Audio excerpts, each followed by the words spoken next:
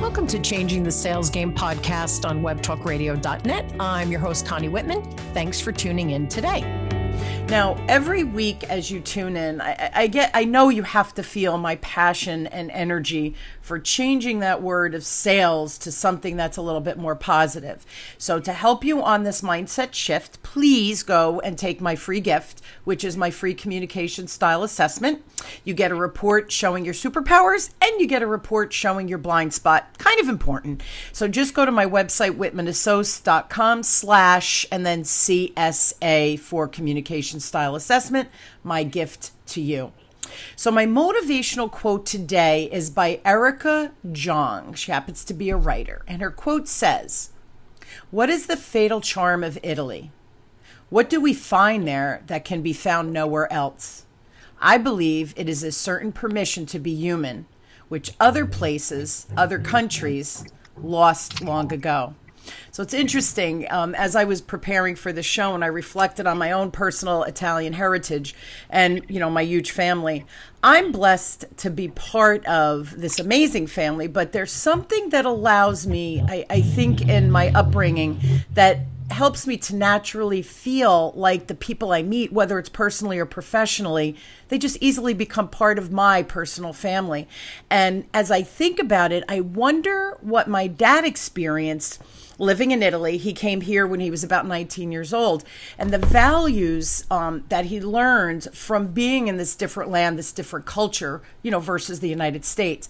And I know so much of who I am is absolutely because of that little piece of Italy, maybe, that he carried with him through his life, and in turn has shared that Italian energy, vibration of that ease of family within myself and my siblings. And it's truly a gift. So I'm going to ask you to pause and contemplate the values, could be good or bad, of course, that your family has perhaps passed to you, and maybe think about if they are serving you in your career or business right now, and if not, what you could do to change it. And today, my guest, I think she's going to inspire you to reflect on that question. And my guest is Italian by birth, and she is cosmopolitan. Say that 3 times fast, everyone. By vocation. My good friend and wonderful guest is Angela Santi. Now, Angela is one of a kind Dolce Vita lifestyle designer for elite entrepreneurs, executives, and experts. She's fiercely protective of her craft, the art that is the science behind a good life. As such, she has pioneered the 4 pillars of Dolce Vita life mastery model, working privately with a select group of ultra-high performers and global leaders. Her Mediterranean-infused methodology ascends today's high flyers to unprecedented levels of success while living the Dolce Vita, the signature Italian lifestyle, through her bespoke best life blueprint, a transformational implementation of daily business and personal routines and habits that fall effortlessly into place. So please help me welcome the elegant, most lovely, heart-centered guest, Angela, to the show. So Ange, thanks for being on. I'm so excited for our show today. Yes. Hello. Dear sister, dear Connie, I'm so blessed and honored to be part of your show. Thank you very much for inviting me, and I'm so excited to spend some time with you today and your audience. Yes, so my first question, Angela, that you can answer. First, share briefly about your background and what you do and your philosophy, because it's fascinating and it's brilliant.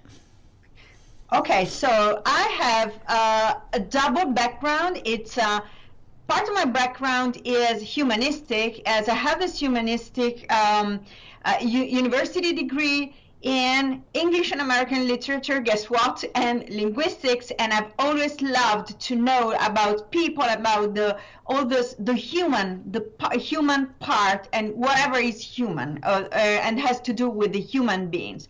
Then what happened, being the daughter of entrepreneur, and by the way, my family, I am the 4th generation entrepreneur. As all Italians, I was called to go and work in my family business. That was one of the 10 biggest automotive distributors for supercars named Ferrari, Maserati, Mercedes, all the cool stuff, luxury stuff for northern Italy.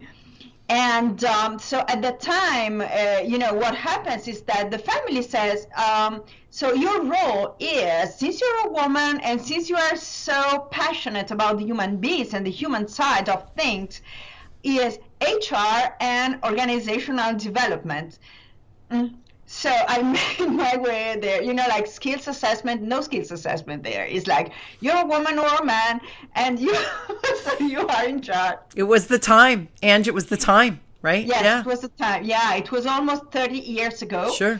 So I made my way there with no mentor, no role model, no nothing. And by the way, my role models, and if you're talking about sales, they were all men. So this tough, yeah, like leadership style, and I really made my way there, and I really was very successful. But as I had this masculine role models, and as business, I think, is still very much based on this masculine role models, I was living a successful life that wasn't mine. And I wasn't realizing it until in 2008, the whole thing collapsed after the Lehman Brothers collapsed. And so at that time, I was realizing that I was successful on the surface, but I wasn't really successful on the inside.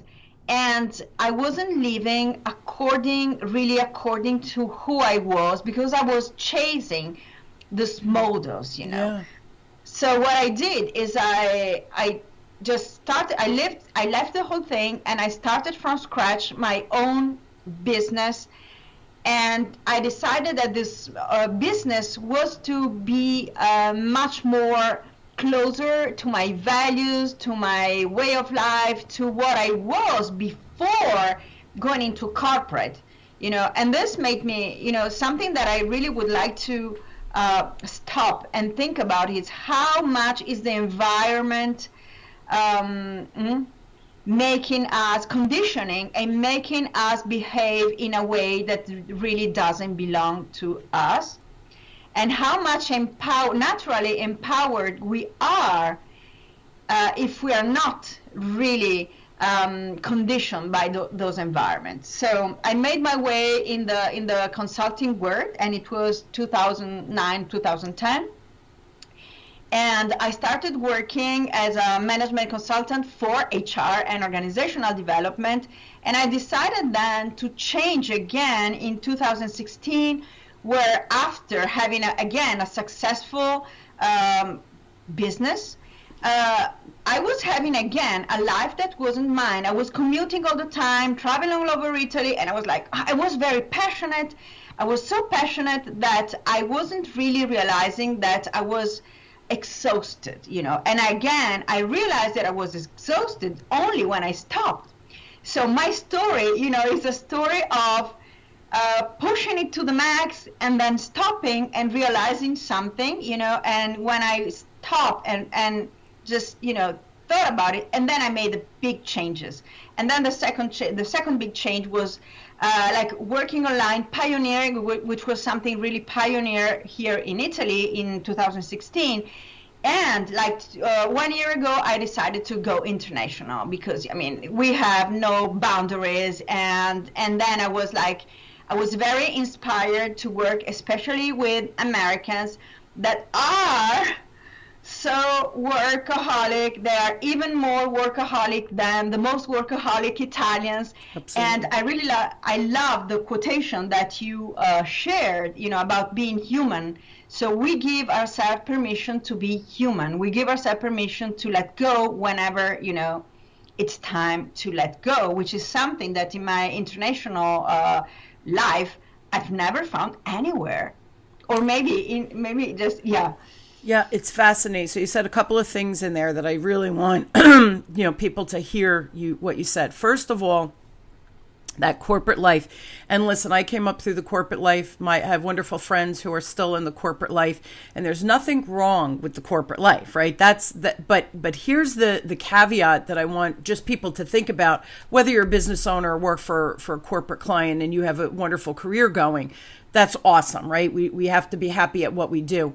But the values, and I find that through the years, I've left companies or left positions because the value of that leader or the value of the organization, perhaps as a whole, didn't match mine. Now, it's interesting, being a young person coming up through the ranks, I didn't even know what values meant, that an organization or a leader had values, right? The language, again, because I think of the internet and social media and mindset coaches and all of these wonderful things that are available to us now, that we have this thought process of, wait a minute, why doesn't this feel comfortable? And really the values, I think, are the important thing. So I was giggling as you were describing the family business. You're a girl, because of your background with the human, right, the education piece, you should be in human resource, which ironically, I don't think was a bad choice by your dad or whoever was running the organization.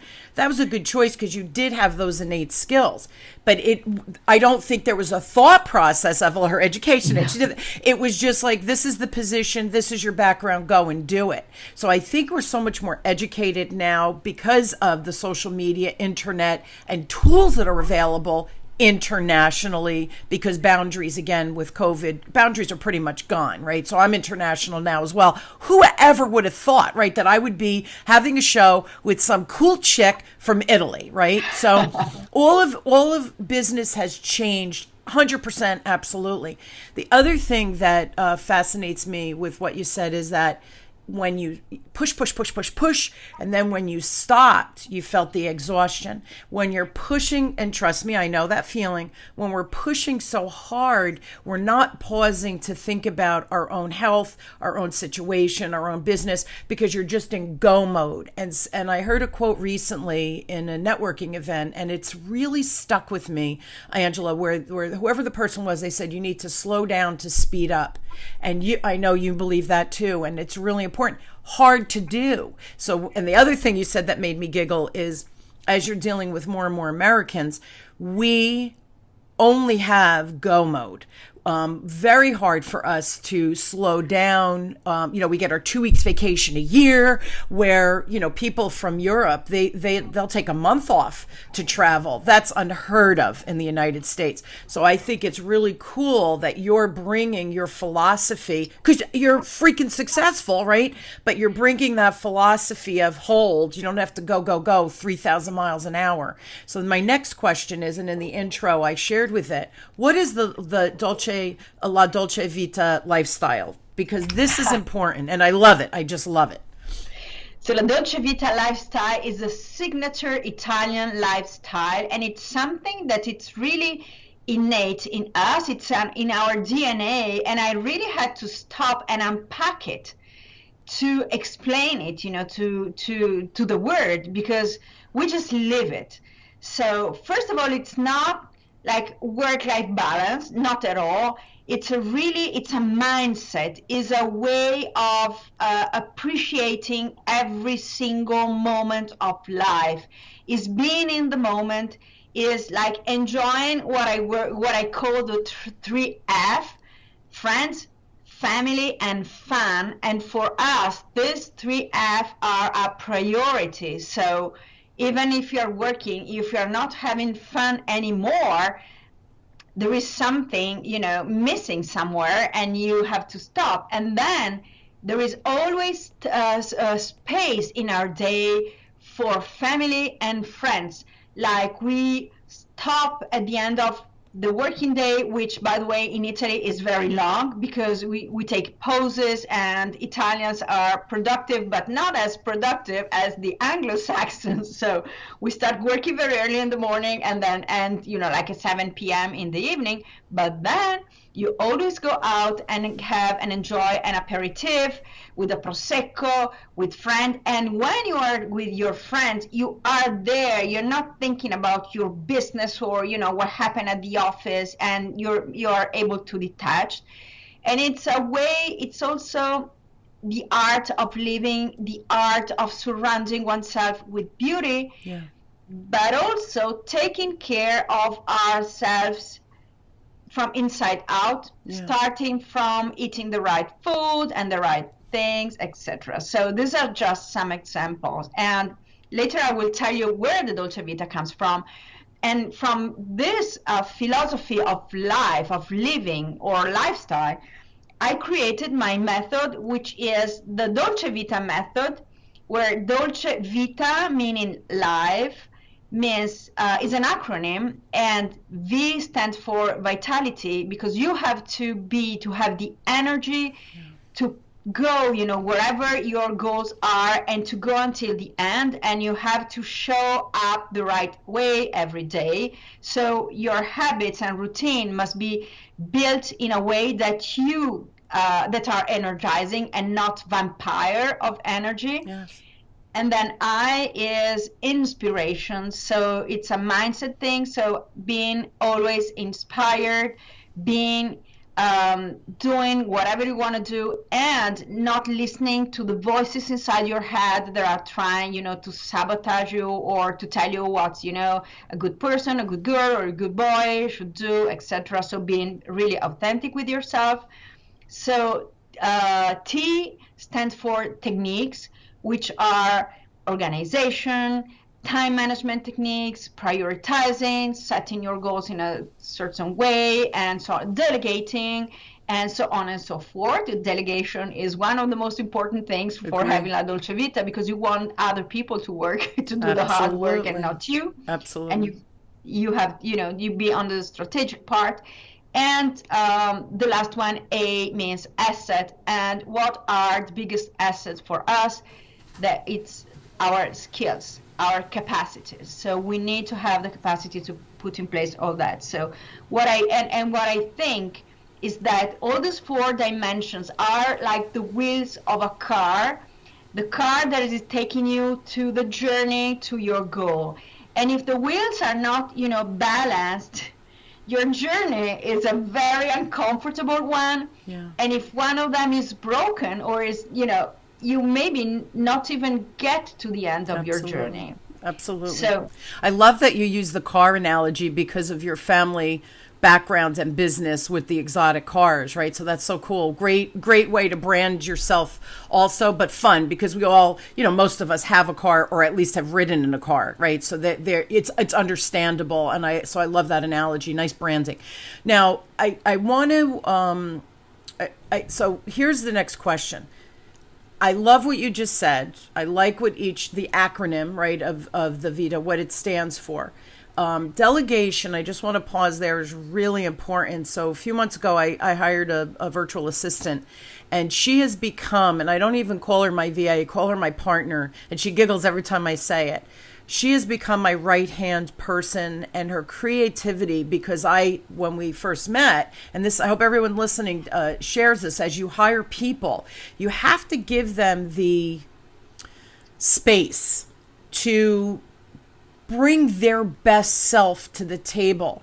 And so in our first meeting, the first thing I said to her is, we have to create a partnership. In order to do that, I need to hear your voice, which means for me, she's 20, right? And I'm going to be 60 next month. So 40-year difference. I said, you think differently than I, you see things differently than I, you are technologically so advanced compared to me. You need to share, Con, I think we should do this. What if we tried this? I might not always agree, but I need to hear from you, and then think about what we can create together with my wisdom, right? Being in business for 39 years, or being, working for 35 years, and what you bring to the table with your fresh insights and education and all of that. Think about what we can create. And she has been an absolute dynamo. And I told her next year, 2022, I want her to take on project manager role so we can have other people who are good at graphics, etc. And I told her she needs to start building her empire, because she's such a great leader at 20 years old, and what she's bringing to me. So that delegation and seeing the value, but you have to open that line of communication to let people know, this is my expectation, but you need to find your voice. Doesn't mean I'm always going to agree. And I told her I will always be respectful and understand where you're coming from. them. And at 20, think about a 40-year different Angela. I know I have a very big personality. It could have been intimidating. But when that first meeting, when I opened that door, she has lived up to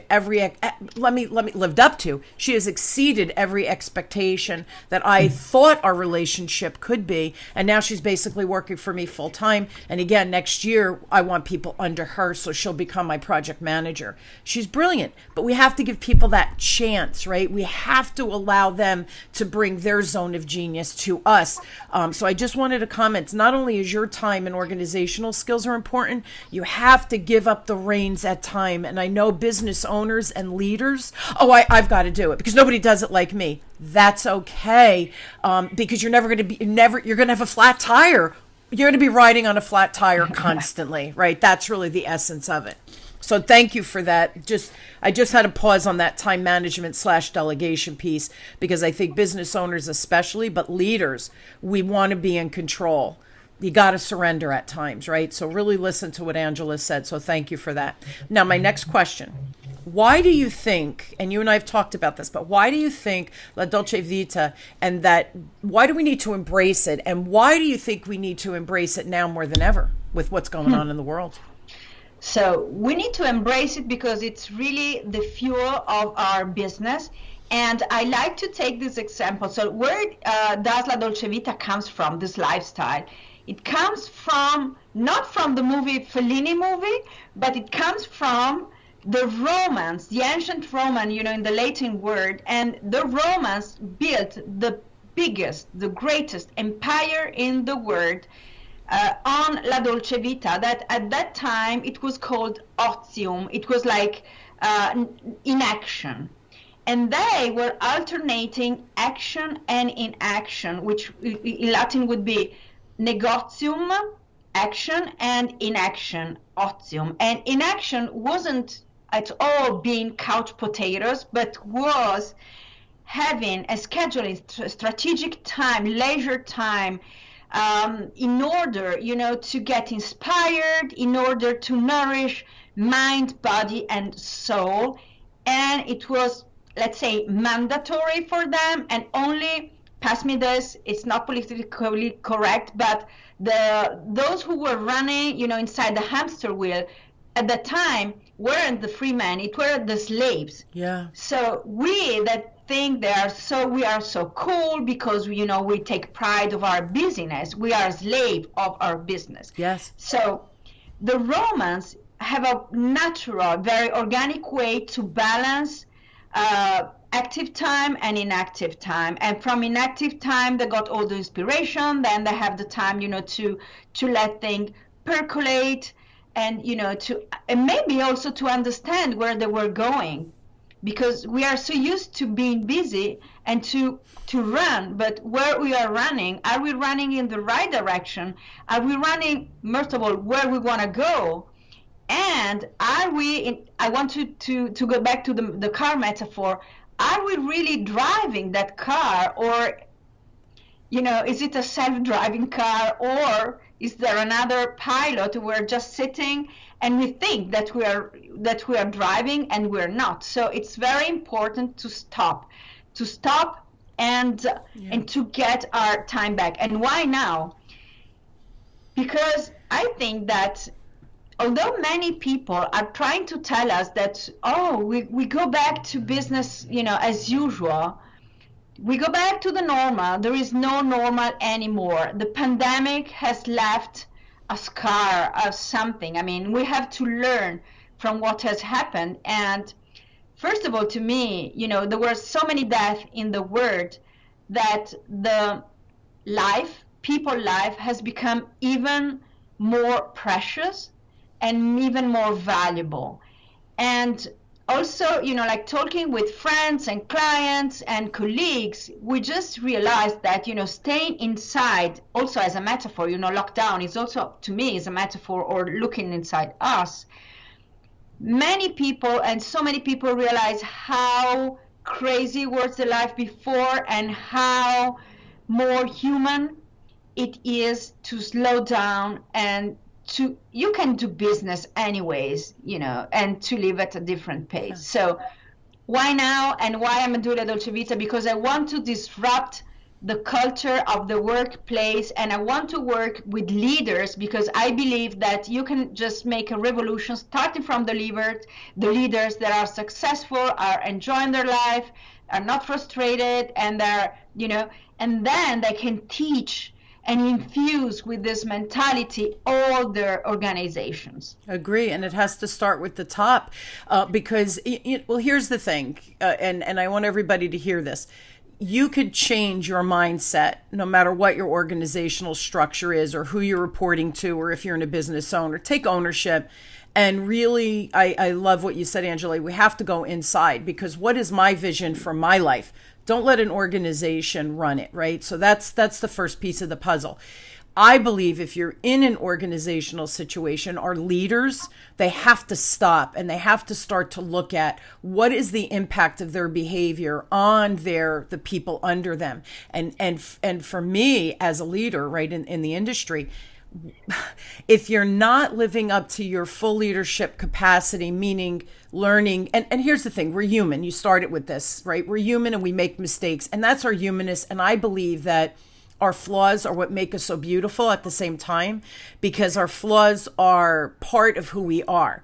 With that said, do not bury your head. Oh, it's just the way I am. No, if you do have a flaw or something that is impacting your team, I'm telling you, it's impacting sales. It's impacting productivity. It's impacting your operations. It's impacting your customer service. It's impacting everything. So from a leadership perspective, we have so much control and power. We have to see it first and realize, how are we empowering or how are we hindering the team below us, right? And that in of itself, I think, can make millions for organizations just by having that little mindset shift.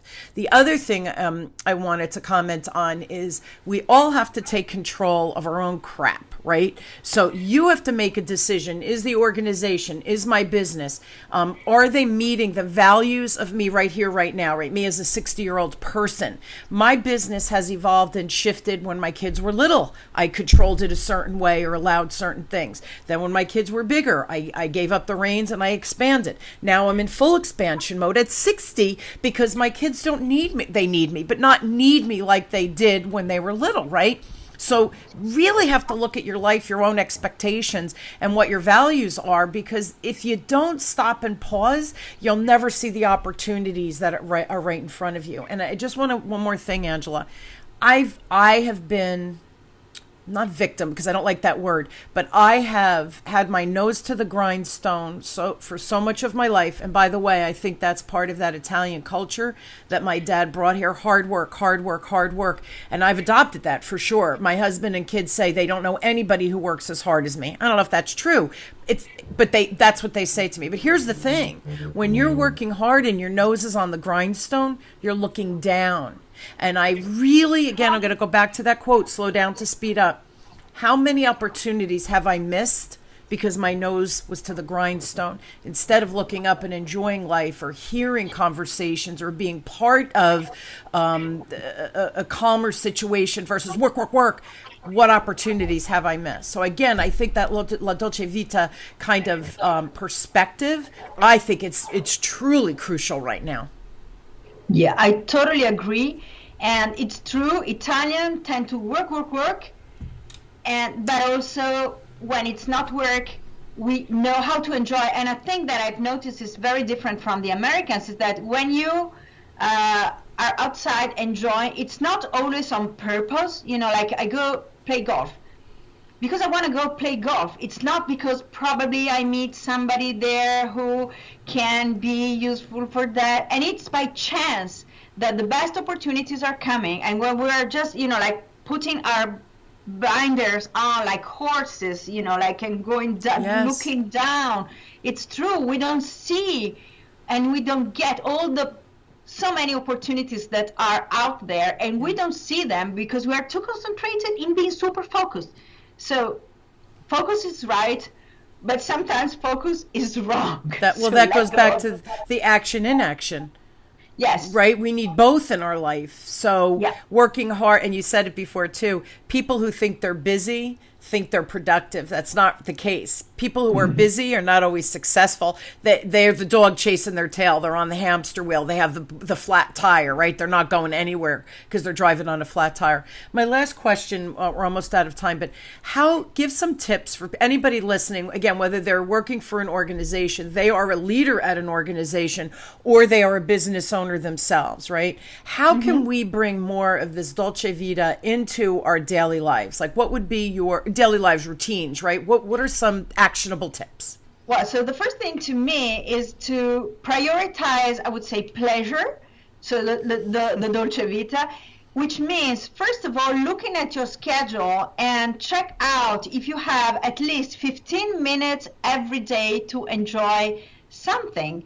Let's say all the Italians, before going to work, they go for a cafe, for an espresso. It's not, like going to Starbucks, drinking and running. So we stop, we read in the newspaper, we have a chat with the barista, and then, so it can be a very small thing, but put some pleasure in your day. Lunch break is something mandatory. Find some times with your friends, reconnect with your friends, and make sure that you have the 3F. So fun and pleasure, friends, go back to your family, and really build your schedule around these small moments of pleasure in your day. Love it. So really write it down and consider the pleasure time as important as the business time. I love you. So I was laughing. Did you see me smile? For anybody listening on Apple Podcasts, those of you on YouTube see me smiling. When she said lunch, I can't tell you the last time I stopped to have lunch. It's bad. And my husband, then when we sit down to dinner, I'm ravenous because I haven't eaten since the night before, which is really, really bad. I don't love breakfast, but I don't eat lunch. So then dinner, you're like, oh my God, give me some food now. So yeah. And then of course you can imagine when you're hangry, you're not being real nice about it. So again, we create, but see, I know what you just said. I was reflecting, thinking, I create that angst at dinner time in my house because I didn't stop to have even a 10-minute lunch or start my day with that little 15-minute sitting maybe on my deck drinking my coffee. These little things, guys. And here's another thing you said, which resonated with me, by the way. And I don't know, you listening, if you're like, I like that idea. I'm scheduled. I'm super, super scheduled. Always have been. How hard is it to schedule it into my day? If it's scheduled, it happens, right? Right? For all of us.